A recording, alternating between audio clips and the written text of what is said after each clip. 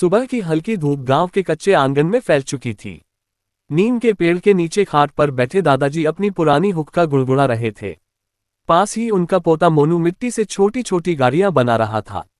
गांव का सुकून भरा माहौल, चिड़ियों की चहचहाहट और दूर खेतों से आती बैलों की आवाज, सब कुछ जैसे किसी कहानी का हिस्सा हो। मोनू शहर में रहने वाले अपने माँ बाप के साथ पढ़ता था, लेकिन हर साल छुट्टियों में गांव आकर दादा के साथ कुछ दिन जरूर बिताता। दादा के लिए मोनू सिर्फ पोता नहीं, उनकी दुनिया था। जब से दादी चल बसी थी, दादा की जिंदगी में हंसी उसी बच्चे के साथ लौटती थी। दादा, आप पहले क्या करते थे? मोनू ने अचानक पूछा। दादा मुस्कुराए, उनकी झुर्रियों में यादें चमक उठीं। मैं किसान था रे, इस मिट्टी से ही मेरी जिंदगी जुड़ी थी। दादा ने मोनू को अपने साथ खेतों में ले जाना शुरू किया। कभी हल चलाना सिखाते, कभी पौधों को पानी देना। मोनू को ये सब नया लगता था, लेकिन अच्छा भी। दादा हर बात के साथ कोई न कोई सीख जरूर जोड़ देते।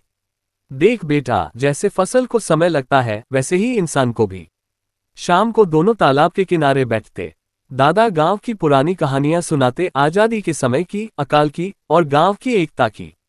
मोनू ध्यान से सुनता, जैसे किताब से ज्यादा जिंदगी यहीं सिखाई जा रही हो। एक दिन तेज बारिश हुई। कच्चे घर की छत से पानी टपकने लगा।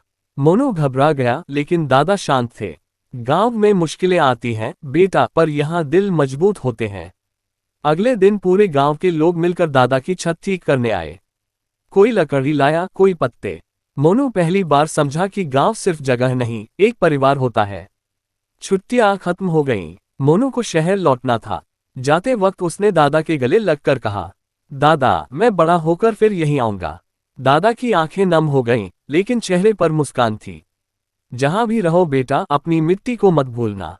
बस दूर चली गई। दादा नीम के पेड़ के नीचे फिर उसी खाट पर बैठ गए। लेकिन अब आंगन खाली नहीं लग रहा था। मिट्टी में मोनू के पैरों के निशान थे और दादा के दिल में उम्मीद।